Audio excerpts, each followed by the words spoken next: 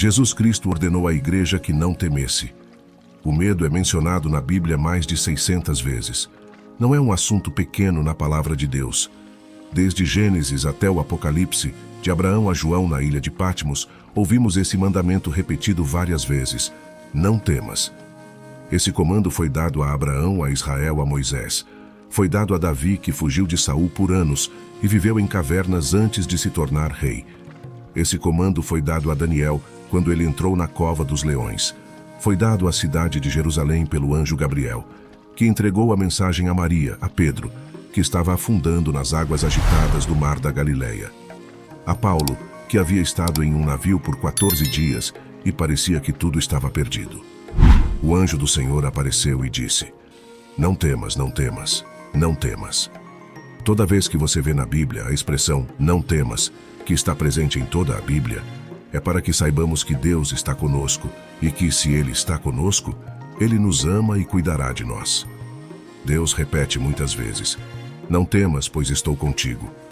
Não estamos falando em não sentir medo, mas em não permitir que Ele nos impeça. Não podemos viver nossas vidas com medo e apreensão sobre o que está acontecendo e o que acontecerá. Satanás quer nos fazer recuar com medo e levar vidas pequenas e inúteis. Mas Deus quer que sejamos corajosos e ousados. Não tenham medo.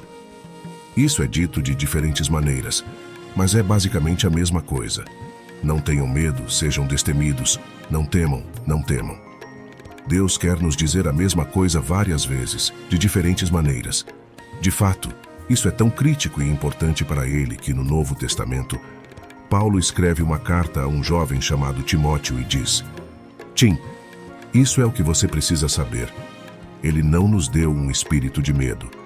Ele diz a Timóteo que, entre todas as coisas importantes que ele precisa saber em sua vida e ministério, é que Deus não nos dá medo.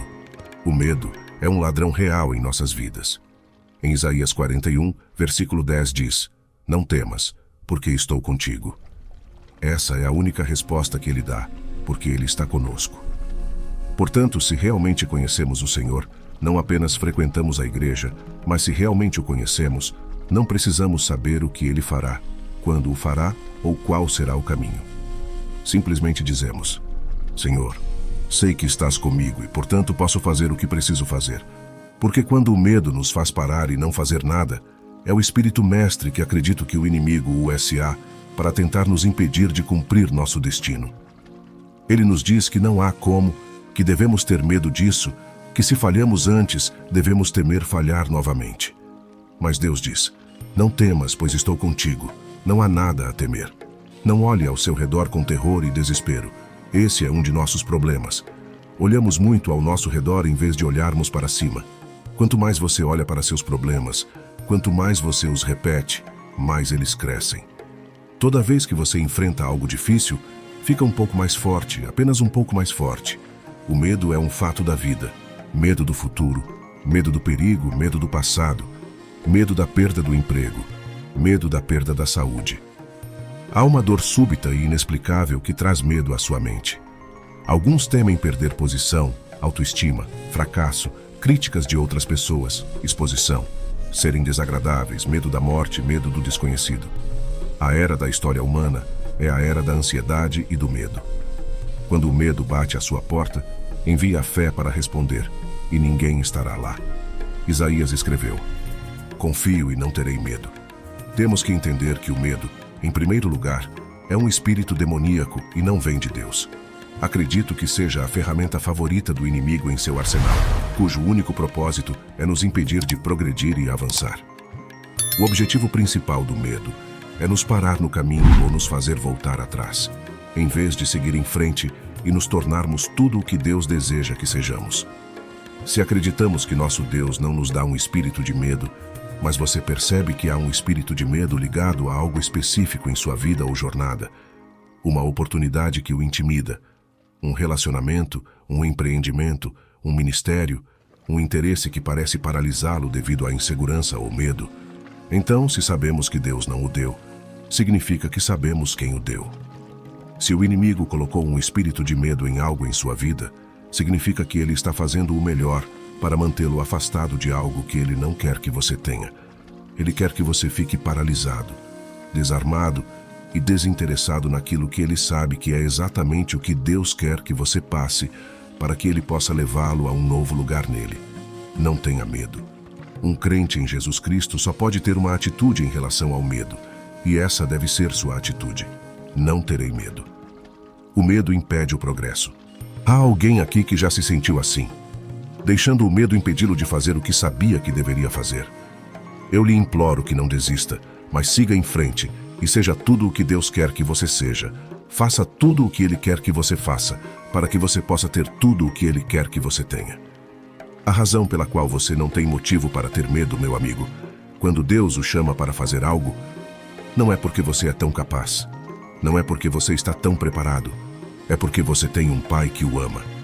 Ele já foi a OS Bastidores, já orquestrou e manipulou eventos, pessoas e circunstâncias, de modo que tudo o que ele precisa é de alguém disposto a dizer, sim, Senhor, e permanecer no campo da sua graça, sua glória e seu chamado em sua vida, fazendo o que ele o chamou para fazer.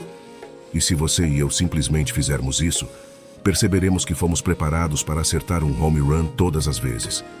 Portanto, se algo está o paralisando agora, o inimigo está trabalhando intensamente para fazer com que você tenha medo em sua vida. Você ouve esta mensagem do Espírito Santo hoje. Vá em frente, não tenha medo. Seu Deus está cuidando de você. Se Deus está por nós, então, faz alguma diferença quem está contra nós? Porque Deus é certamente maior do que qualquer coisa ou qualquer um que possa se levantar contra nós. Acho que onde nos metemos em apuros é quando acreditamos que Deus está do lado de outras pessoas. Mas será que estamos certos de que Ele está do nosso lado? Posso dizer algo? Ter um problema não é um sinal de que Deus não se importa.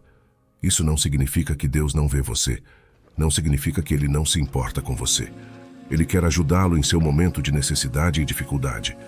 Damos acesso ao inimigo às nossas vidas através do medo, e damos acesso a Deus através da fé. Não precisamos ter medo das coisas. Deus cuidará de nós.